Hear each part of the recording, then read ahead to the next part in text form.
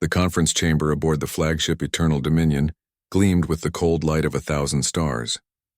High Commander Zekthara stood before the tactical display, his forearms crossed in satisfaction as he surveyed the latest additions to the Valdran Empire. 3 more systems had fallen in the past solar cycle, their primitive inhabitants now properly integrated into the Empire's workforce. It was, he reflected, the natural order of things. The Valdran had ruled the galaxy for 3,000 years. Their empire stretched across 847 star systems, each one brought to heel through the perfection of military doctrine. The Valdran did not merely conquer. They demonstrated the futility of resistance so completely that most species surrendered after the first engagement. It was efficient. It was clean. It was the way war should be conducted. Zekthara's scales rippled with pride as he remembered his own rise through the ranks. 40 campaigns, 40 victories. Not a single defeat marred his record. The War Council had rewarded his excellence with command of the Outer Rim expansion, the final phase of bringing order to the chaotic fringe territories. Soon every civilized species would know the peace that came from Valdran rule. A chime interrupted his thoughts. Sub-Commander Vralik entered the chamber, his younger scales still bright with the confidence of recent academy graduation. The junior officer carried a data slate which he presented with proper deference. High Commander, the scout fleet has returned from Sector 47 Alpha. They report contact with a new species. Zekthara accepted the slate without particular interest. New species were discovered regularly in the Outer Rim. Most submitted immediately upon understanding the scope of Valdran power. Status? Primitive, Commander. They call themselves humans. Single-planet civilization. Barely achieved faster-than-light capability. Initial scans suggest they have fragmented into multiple tribal governments. Vralik hesitated. The species appears to be mammalian. Bilateral symmetry, standard biochemistry. Militarily insignificant. The tactical display shifted to show a yellow star system. 3rd planet from the Sun. Zekthara studied the data with practiced efficiency. Orbital infrastructure was laughable by Valdran standards. Their largest vessels were barely the size of Valdran patrol craft. Energy signatures suggested fusion-based propulsion and primitive directed energy weapons. They had achieved atomic fission but showed no signs of mastering antimatter containment. Population? Zekthara asked. Approximately 12 billion on the primary world they call Earth. Another 2 million scattered across small colonies in their local system. They appear to be in the early stages of system colonization. 12 billion, Zekthara calculated quickly. A population that size would provide a substantial labor force once properly organized. The system held strategic value as well. Positioned along potential trade routes the Empire would establish once this sector was fully pacified. Still, the military assessment was clear. This would not even qualify as a proper campaign. Threat assessment? Vralik's scales flickered with amusement. Negligible, Commander. Their weapons are chemical propellant based with some laser systems. They have no energy shielding, no antimatter weapons, no quantum communication networks. Standard projections suggest complete conquest within 5 solar days with minimal fleet deployment. Zekthara considered. The War Council had given him discretion in how to handle minor civilizations. Normally, he would simply transmit the standard terms of integration, wait for the inevitable acceptance, and move on. But something about this situation presented an opportunity. The Outer Rim had proven more troublesome than anticipated. Several species in neighboring systems had shown unusual reluctance to accept Valdran guidance, nothing that military force could not solve. But it created inefficiencies, delays, wasted resources on pacification efforts that should have been unnecessary. An example was needed. A demonstration so overwhelming that neighboring systems would understand the futility of any resistance whatsoever. Convene the War Council, Zekthara ordered. I wish to propose these humans serve as an instructional opportunity. The War Council meeting took place in the virtual space, with commanders joining from across the fleet. Admiral Kreshnal, Supreme Commander of all Valdran military forces, materialized first, her ancient scales marked with the scars of 100 battles. High Commander Zekthara, she acknowledged. Your proposal? Zekthara transmitted the data on humanity, then outlined his plan. Honored Council, the Outer Rim expansion has encountered pockets of resistance. Minor but persistent, these species lack the wisdom to recognize superior force until they experience it personally. I propose we use this newly discovered human civilization as a teaching moment. A demonstration of overwhelming force that neighboring systems will observe and learn from. Counselor Thexamar, the strategic planning specialist, rotated the data thoughtfully. They are barely spacefaring. Is formal conquest even warranted? Perhaps simple annexation? That is precisely my point, honored counselor, Zekathara replied. We will make an example disproportionate to their actual threat level. Neighboring systems will see that even the weakest resistance is met with absolute force. It will save resources in the long term. The council debated for exactly 17 minutes as protocol demanded for decisions involving new species integration. In the end, the vote was unanimous. Humanity would serve as the example. Admiral Kreshinal delivered the formal authorization. High Commander Zekathara, you are authorized to deploy the 14th Conquest Fleet for immediate subjugation of the human species. Document the operation thoroughly for distribution to Outer Rim systems. Make it clear what awaits any who contemplate resistance. Zekathara felt satisfaction ripple through his being. It will be done, honored Admiral. I estimate 3 solar days for complete capitulation. The 14th Conquest Fleet assembled with practiced efficiency. 47 vessels of war, including 3 dreadnoughts, each one capable of sterilizing a planet's surface. The fleet represented a fraction of the Empire's might, but it was overwhelming force by the standards of this sector. As the fleet prepared for the jump to human space, Zekathara reviewed the psychological warfare protocols. The standard ultimatum would be transmitted immediately upon arrival. Surrender within 72 hours or face complete annihilation. The humans would be given time to understand their situation, to feel the weight of inevitability, to recognize the futility of resistance. Then they would submit, as all species did when confronted with the reality of Valdran power. Sub-Commander Vralik approached as the final preparations concluded. Commander, all vessels report ready. Jump coordinates calculated. We await your order. Zekathara took one final look at the star chart. This system, this Earth, would soon be another point of light in the vast constellation of the Valdran Empire. In 100 years, humans would look back on their independence as a quaint memory from their primitive past. They would be grateful for the order and stability the Empire provided. All vessels, Zekathara commanded across the fleet network. Execute jump sequence. Destination Sol System, 3rd planet. Let us begin the final education of humanity. Space folded, reality twisted. The Valdran fleet vanished from their staging area and began the journey that would change the galaxy forever. They expected to find a primitive civilization ready to submit to superior force. What they would actually find was something the Valdran Empire, in 3,000 years of conquest, had never encountered before. They would find humanity, and humanity, they would learn too late, did not surrender. The Valdran fleet emerged from faster-than-light travel at the edge of the Sol system, in a display calculated to inspire terror. 47 warships materialized in perfect formation, their weapons systems already charging, their shields already raised. High Commander Zekathara watched from the bridge of the Eternal Dominion as his sensors mapped the primitive human infrastructure. It was even more pitiful than the initial report suggested. A small military presence orbited their homeworld. Scattered defensive platforms that would not survive a single volley from his dreadnoughts. Some mining operations in their asteroid belt. A few research stations on the outer planets. This would be over quickly. Open all communication channels, Zekathara ordered. Transmit the standard ultimatum in their primary languages. The message that flooded every human communication device was simple and absolute. The Valdran Empire had arrived. Humanity was now subject to imperial authority. They had 72 hours to transmit unconditional surrender from all planetary governments. All military forces would disarm immediately. All spacecraft would power down and await inspection. Failure to comply would result in complete planetary sterilization. The message concluded with visual documentation of 36 worlds that had refused similar terms. The images showed lifeless rocks where civilizations had once thrived. Zekathara settled in to wait for the inevitable acceptance. In his experience, species typically responded within 6 hours once they understood the reality of their situation. Aboard the International Space Station, Commander Sarah Chen stared at the alien message with a mixture of fear and something else. Something that burned cold in her chest. She had been military before she was an astronaut.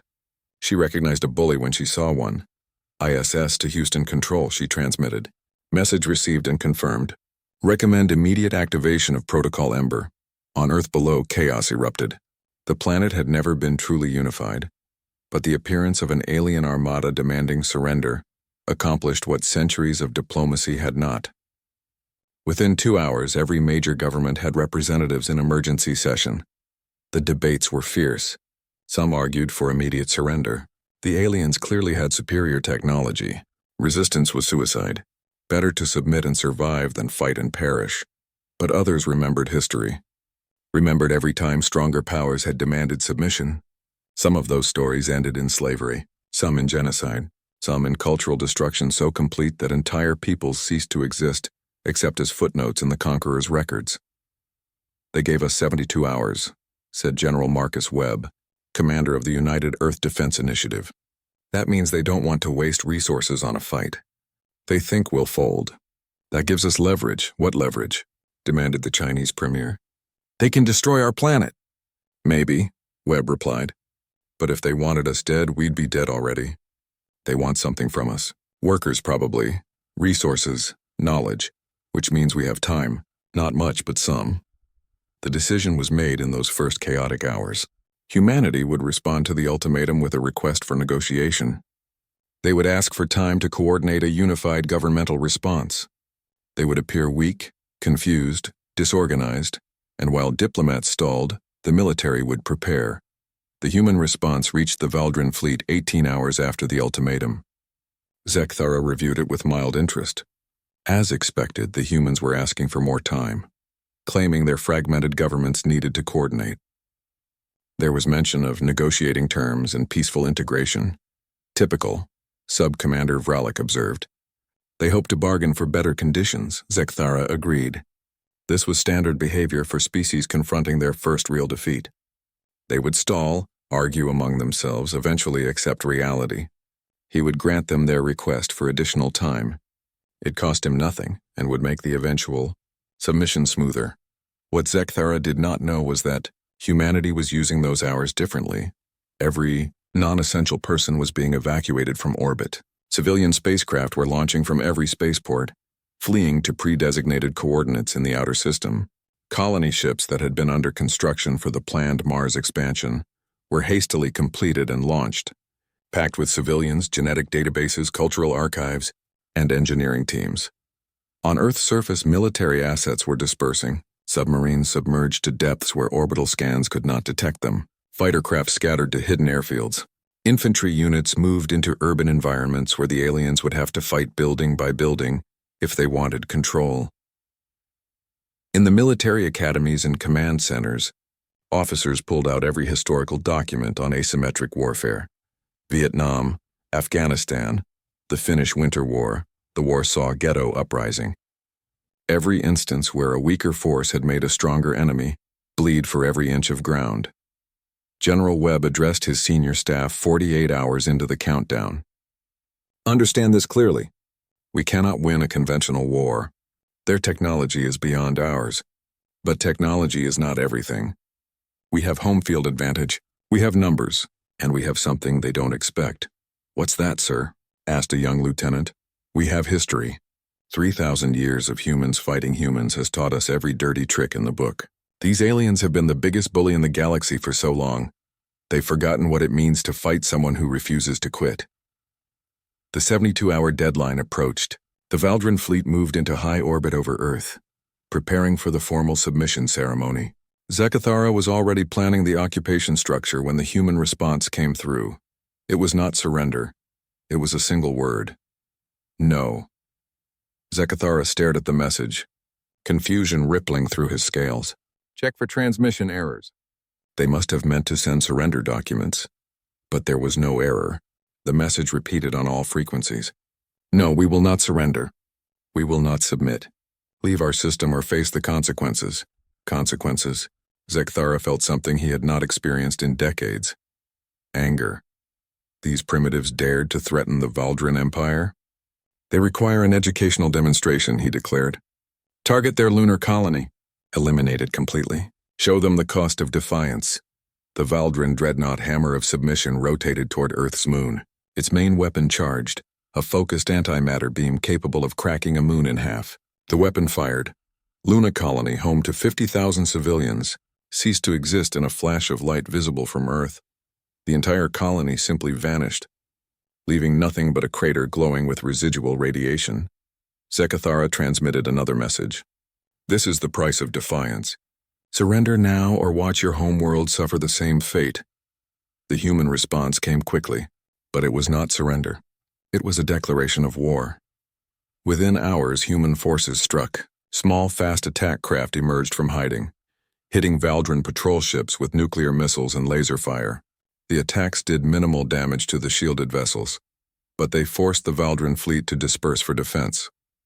When a Valdran cruiser moved to retaliate, a human destroyer appeared behind it. The destroyer's captain did not attempt to fight. Instead, she accelerated to full power and rammed directly into the cruiser's hangar bay, the impact breaching shields through sheer kinetic force.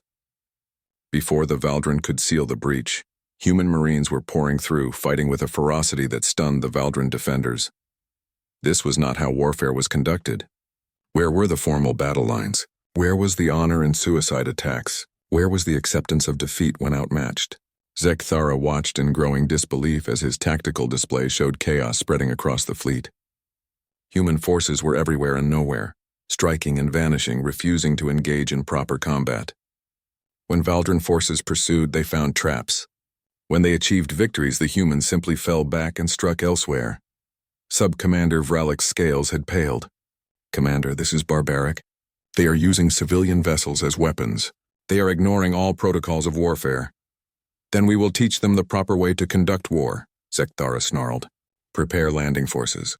We will occupy their planet directly and force submission. But even as he gave the order, High Commander Zekathara felt something unfamiliar creeping into his thoughts. It was small, barely noticeable, but it was there. It was doubt. The humans were not fighting to win. They could not win. But they were fighting as if winning did not matter. They were fighting as if the only thing that mattered was making the Valdran bleed. 3 months after the Valdran invasion began, High Commander Zekathara stood in what had once been New York City. The Valdran flag flew over the ruins of the United Nations building. Valdran troops patrolled the streets. By every military metric, Earth was conquered. Yet Zekathara did not feel like a conqueror. He felt like a soldier trapped in enemy territory. The conquest of Earth had taken 16 days of actual fighting. 16 days of urban warfare that cost him 7 ships and 3,000 troops. The humans had fought for every street, every building, every room. When Valdran forces entered a secured area, human resistance fighters would emerge from underground tunnels and attack supply lines. When the Valdran adapted, the humans changed tactics. But the real problems began after the conquest. The Valdran had expected submission once humans saw their cities occupied. That was how every other species behaved. Instead, the attacks intensified. A Valdran patrol would round a corner and face children throwing explosives. Supply convoys would explode without warning as humans triggered buried bombs. Snipers fired from buildings that scanners showed were empty. Collaborators who agreed to work with the occupation were found dead in public squares. A warning to others. Commander, we have another incident in the London sector, Sub-Commander Vralik reported, his scales now permanently pale with stress. A human approached a checkpoint claiming to surrender. When our soldiers lowered their weapons, she detonated an explosive device. 12 casualties. Zekathara's claws scraped against the metal desk. Increased security protocols. No human approaches within 50 meters of any Valdran position. We have implemented that protocol, Commander. The humans adapted. They now use remote detonation. Or they shoot from beyond our security perimeter. Or they poison the water supply. Or they release biological agents into the ventilation systems. Vralik's voice cracked. Commander, they do not fight with honor. They do not even fight to win. They fight only to make us suffer. This was supposed to be the easy assignment. Zekathara had pacified species more advanced than humanity. But those species understood when they were beaten. Humans seemed incapable of learning that lesson. The reports from other occupied cities were identical. Tokyo, Moscow, Cairo, Mexico City. Every Valdran garrison was under constant attack. Casualties mounted daily, not from military defeats but from endless small attacks. A sniper here, a bomb there, a supply truck ambushed. Communications equipment sabotaged. Officers found dead in their quarters. What are our total casualties since landing? Zekthara asked quietly. Frolic consulted his datapad. 17,463 killed. Another 32,000 wounded seriously enough to require medical evacuation. Those numbers do not include psychological casualties. Psychological casualties. Valdran soldiers requesting transfer away from Earth duty, some refusing to patrol certain sectors. Reports of soldiers hesitating before giving orders, afraid of what the humans might do. This was not how the Empire's military operated. And the human casualties? Estimates suggest 4 billion dead from the initial bombardment and fighting. Another 2 billion from collateral damage during occupation. Current death rate from resistance operations is approximately 1 million per week. Zekthara felt something twist in his chest. The humans were dying at a rate that would exterminate their species within years. Yet they continued fighting. What kind of madness drove them? His communicator chimed. A priority message from the War Council. Zekthara opened it with trepidation. The message was not about Earth. It was about the Empire. In the 3 months since the Valdran fleet had entered Sol system, 17 other species across the Empire had launched rebellions. Species that had been peacefully integrated for centuries were suddenly attacking Valdran garrisons, sabotaging Imperial infrastructure, refusing to work. The Empire's intelligence service believed the rebellions were coordinated, inspired by news of human resistance spreading through underground networks. The War Council's orders were clear. End the human problem. Completely. Immediately. By any means necessary. Admiral Kreshenal's face appeared on the display, her scales rigid with fury. High Commander Zekthara, you told the Council this would be a simple demonstration. Instead, you have ignited the greatest crisis the Empire has faced in 500 years. Species across our territory are watching these humans defy us and learning that defiance is possible. Honored Admiral, I require additional troops to... You have already committed 1/3 of the 14th Fleet to hold a single primitive planet. No, Commander. The Council has authorized final sanction. You will sterilize the human homeworld and eliminate every human in this system. Make an example so complete that no species will ever dare resist us again. Zekthara felt his scales go cold. Planetary sterilization was reserved for the most extreme circumstances. It was expensive, permanent, and wasteful. Once a world was sterilized, its resources were useless for centuries. But he could see the logic. The humans were a virus infecting the Empire's stability. They had to be eliminated. It will be done, Honored Admiral. But before the sterilization could begin, something unexpected happened. The human colonists who had fled in those first 72 hours struck back. Warning alarms blared across the Eternal Dominion. Zekthara rushed to the command center to find his tactical display showing chaos. Human ships, dozens of them, were attacking Valdran positions across 12 different star systems simultaneously. How is this possible? Zekthara demanded. We monitored all human vessels that fled the system. None of them had military capabilities. The intelligence officer's scales flickered with confusion. They converted civilian ships, Commander. Mining vessels equipped with improvised weapons. Colony transports modified to carry troops. They are hitting supply depots, communication relays, and isolated outposts. The attacks are militarily insignificant, but they prove no Valdran world is safe. Zekthara finished, understanding flooding through him. They are telling our subjugated species that the Empire cannot protect them. More reports flooded in. A human force had attacked a mining station in the Kepler system, freeing the slave workers and broadcasting images of the liberation across all frequencies. Another group hit a fuel depot near Procyon, destroying enough antimatter to power a fleet for a year. A third team infiltrated a Valdran government facility and stole classified data on Empire military deployments. The attacks were pinpricks. Individually, they meant nothing. But collectively, they shattered the image of Valdran invincibility. Sub-Commander Vralik approached with another report. Commander, we have intercepted human communications. They have a name for their operation. They call it Broken Chain. Zekthara studied the tactical display, seeing the pattern emerge. The humans were not trying to defeat the Valdran militarily. They were trying to inspire rebellion across the Empire. Every attack broadcast the same message. Fight back, and you are not alone. Prepare the sterilization fleet, Zekthara ordered. We end this now. But even as he spoke, he knew something fundamental had changed. For 3,000 years, the Valdran Empire had operated on a simple principle: superior force guaranteed submission. The humans had broken that principle.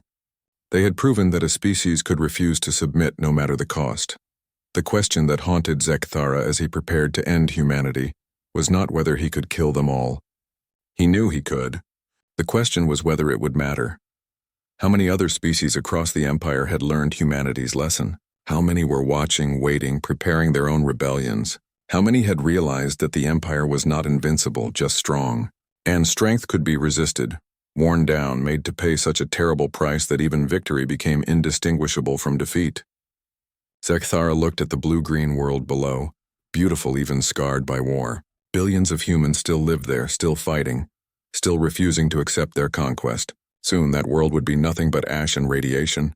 The Valdran would win, but as Zekthara gave the orders to position the sterilization fleet, he realized he no longer knew what victory meant. 2 years after first contact, High Commander Zekthara barely recognized the empire he had served his entire life. The galaxy was burning, and humanity's fingerprints were on every fire.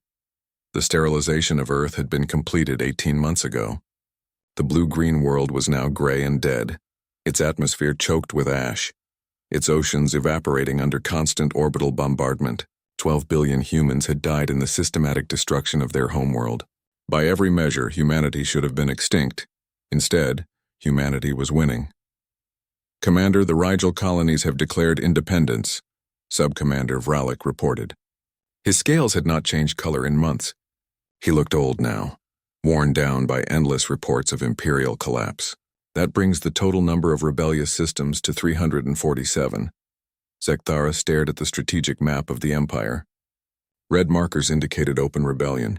Yellow markers showed systems with significant unrest. Green markers were still loyal. There was more red than green now. What support did the Rigel colonies receive? Human forces provided tactical training and weapons specifications. No direct military intervention, just information. The rebels built their own weapons from our stolen designs and human modifications. That was the pattern. The scattered human survivors, maybe 2 million total across dozens of hidden colonies, could not fight the Empire directly. So they did not try. Instead, they became teachers, trainers, inspirers. They showed the Empire's subject species how to resist, how to fight, how to refuse submission. The humans had learned something during their war for survival. They had learned Valdran technology, reverse-engineered it, and then improved upon it. But more importantly, they had learned the Valdran way of thinking and found its weaknesses. The Valdran fought with honor. They announced their attacks. They followed protocols. They gave enemies chances to surrender. Humans taught the rebels to ignore all of that. Ambush without warning. Strike logistics instead of armies. Make every victory so expensive that the Empire could not afford to keep fighting. Status of our fleet deployments? Zekthara asked. Vralik's expression darkened. 73% of Imperial forces are engaged in occupation and suppression duties. Only 27% are available for offensive operations. Recruitment cannot keep pace with casualties. Logistics are breaking down as supply lines are constantly attacked. The Empire was cannibalizing itself. Resources meant for expansion were being used just to hold territory. Species that had been peaceful for centuries were suddenly building weapons and training armies. The Valdran military, designed to conquer new territory, was now trapped defending old conquests. A priority message arrived from the War Council. Zekthara opened it with a sense of dread that had become familiar. Admiral Kreshnal appeared on the display. Behind her, Zekthara could see other council members arguing. The Admiral's scales were scarred and dull. She looked tired. High Commander, the Council has voted. You are to implement Protocol Scorched Garden. Zekthara felt his blood chill. Protocol Scorched Garden was not military doctrine. It was genocide. Every human settlement would be found and destroyed. Every human captured would be executed. Biological weapons targeting human genetics would be deployed. The goal was not victory but complete species extinction. Honored Admiral, respectfully, will this not make us appear desperate? Will it not prove to the rebels that we fear humanity's influence? The Council is past caring about appearances, Commander. The Empire is fracturing. Either we eliminate humanity's influence completely, or we watch as every species we have ever conquered follows their example. Implement the protocol. That is an order. The transmission ended. Zekthara stood alone in his command center, surrounded by tactical displays showing an empire at war with itself. He had spent his entire life serving that empire, believing in its strength, its righteousness, its destiny to bring order to chaos. Now he was being ordered to commit genocide to preserve it. Across the galaxy, in a hidden facility carved into an asteroid in the Wolf system, Admiral Sarah Chen studied intelligence reports on Valdrin fleet movements. She had survived Earth's destruction by being in space when the bombardment began. She had watched from orbit as her homeworld burned. She had been one of the senior officers who made the decision that followed. Humanity would not seek revenge. It would seek victory. "Admiral, we have confirmation," her intelligence officer reported. "The Valdrin are implementing their genocide protocol. They are hunting our colonies." Chen nodded slowly. They had expected this.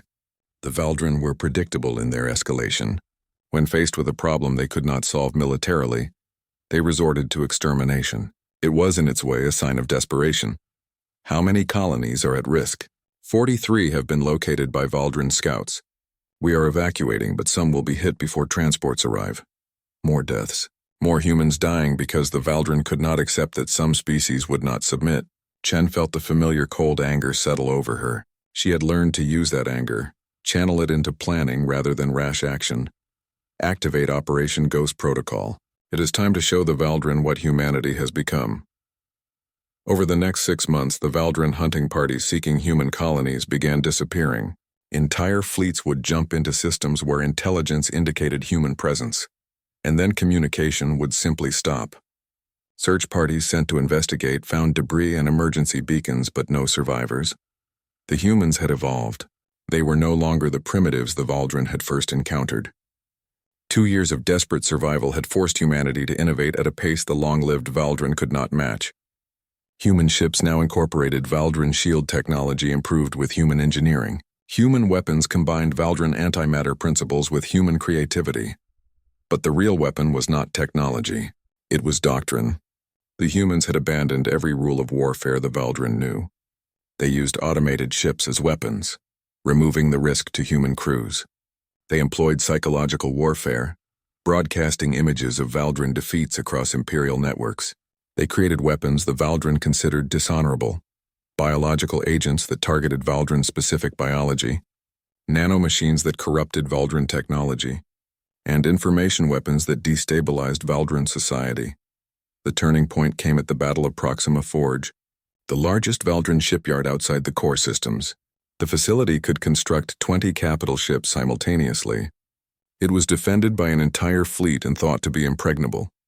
Human forces did not attack it directly. Instead, they infiltrated maintenance crews over 6 months, hiding weapons in cargo shipments, corrupting construction templates, and placing charges throughout the facility. When the attack came, it came from within. The shipyard exploded in a cascade of antimatter detonations. 17 ships under construction were destroyed. The facility itself collapsed, killing 30,000 Valdrin workers and soldiers, and the entire battle was broadcast across Valdrin communication networks, impossible to block or censor. Every subjugated species in the Empire watched the mighty Proxima Forge burn. They watched Valdrin soldiers flee in panic. They watched the symbol of Imperial strength destroyed by humans who were supposed to be extinct. The rebellions intensified. Species that had been waiting to see if resistance was truly possible saw their answer in the flames. Within weeks, 100 systems declared independence. Valdrin forces, stretched to the breaking point, could not respond to all of them. Zekthara received the damage reports in his command center, now relocated to a hidden military base.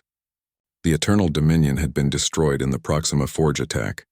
He commanded from a bunker now, like a guerrilla fighter instead of an Imperial officer. "The War Council demands your immediate presence," Vrellik informed him.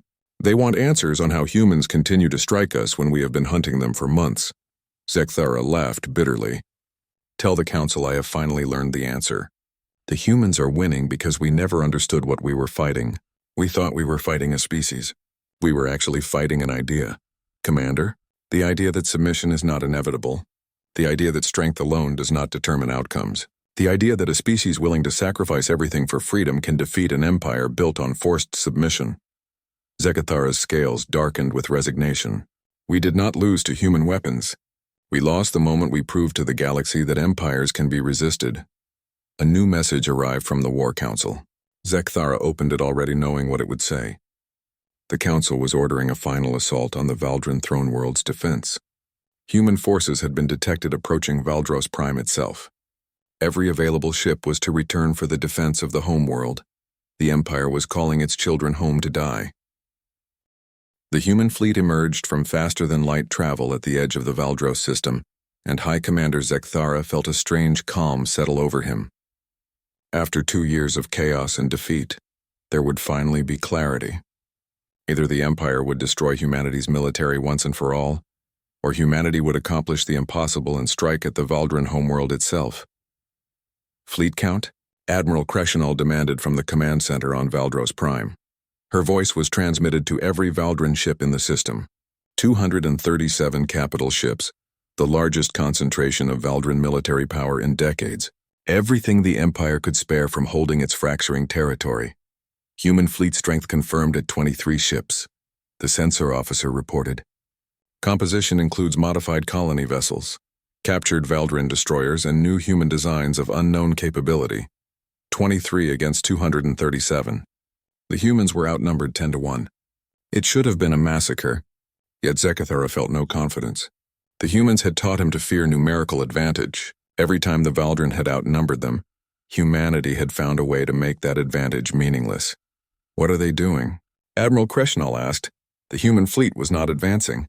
Instead, they had formed a defensive sphere at the system's edge and were broadcasting on all frequencies. The message was simple and direct. People of the Valdran Empire. Admiral Sarah Chen's voice echoed across space. We are humanity. 2 years ago, your leaders came to our world and demanded our surrender. When we refused, they killed 12 billion of our people and turned our planet into ash. They did this to make an example of us, to show the galaxy what happens to those who resist. On every Valdran world, on every ship, the broadcast continued despite frantic attempts to jam it. But here is what your leaders did not expect. We did not surrender after Earth died. We did not accept defeat after most of us were killed. We learned. We adapted. We survived. And now we are here, at your homeworld, to prove a point that will echo through the galaxy forever.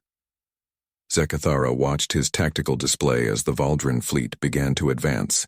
The humans maintained their defensive position, making no move to retreat or attack. What were they planning?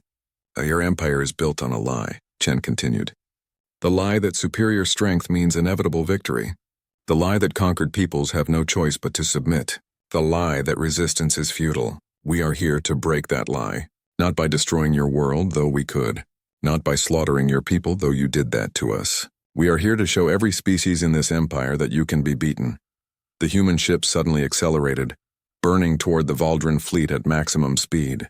It was a suicide charge, exactly what Valdran doctrine predicted from a desperate enemy. The Valdran fleet opened fire, antimatter beams and missiles streaking toward the advancing humans. The battle was brutal and quick. Human ships died in brilliant explosions, their shields failing under concentrated fire. But as they died, they fought with a ferocity that shook the Valdran crews. Human vessels rammed into Valdran ships when their weapons failed. One human cruiser, its hull breached and atmosphere venting, used its last power to crash directly into a Valdran dreadnought's bridge, killing Admiral Crescenal instantly. Within 30 minutes, every human ship was destroyed or disabled. The Valdran had won. But as Zekathara looked at his casualty reports, victory felt hollow. 19 Valdran capital ships destroyed, 37 more damaged severely, 15,000 Valdran dead, including the Supreme Admiral. All human vessels destroyed, Sub-Commander Vralik reported. The threat is eliminated. Zekathara was about to respond when every sensor in the fleet suddenly screamed warnings. Across the Valdran Empire, in 400 different systems, devices that had been hidden over 2 years of covert operations activated simultaneously. They were not weapons. They were transmitters. The message that flooded every communication network in the Empire was Admiral Chen's final transmission, recorded before her ship died. We came to your homeworld knowing we would die here. That was always the plan. Because some messages can only be delivered by those willing to die for them. You have destroyed our fleet. You have won this battle, but you have already lost the war. The transmission included detailed recordings of the battle, showing human ships fighting to the last against impossible odds. But more importantly, it included something else. Complete technical specifications for every weapon humanity had developed. Tactical doctrines for asymmetric warfare. Instructions for building resistance cells. Methods for countering Valdran surveillance and military response. We give these gifts freely to every species suffering under Valdran oppression, Chen's voice concluded. We cannot win your freedom for you, but we can show you how to win it yourselves. The Empire told you resistance was futile. We proved that was a lie. Now finish what we started. Within hours, the rebellions that had been simmering across the Empire exploded into open revolution. On 400 worlds, resistance cells activated, armed with human knowledge and inspired by human sacrifice. Species that had been conquered centuries ago suddenly remembered they had once been free. The Valdran military tried to respond, but they were already stretched beyond breaking. Every time they suppressed one rebellion, 3 more erupted. The human tactical doctrines proved devastatingly effective. Imperial forces found themselves fighting enemies who struck from nowhere, who ignored all protocols of warfare, who were willing to die to make their oppressors bleed. Zekthara watched the Empire collapse from his command bunker on Valdros Prime. Reports of rebellions, fleet defections, and lost worlds flooded in hourly.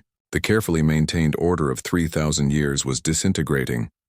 Commander, we have lost contact with the entire Sagittarius sector, Vralik reported. His voice was numb. 147 systems have declared independence. Our forces there have either been destroyed or retreated to fortified positions. What are our orders from the War Council? Vralik's scales flickered with dark humor. There is no War Council anymore. 3 counselors have fled to the outer systems. 2 have been killed in uprisings on their homeworlds. The remaining 5 cannot agree on any course of action. The Empire has no central authority. No central authority. 3,000 years of imperial rule ending, not with a grand battle but with administrative collapse. Zekthara felt a strange relief. He was tired.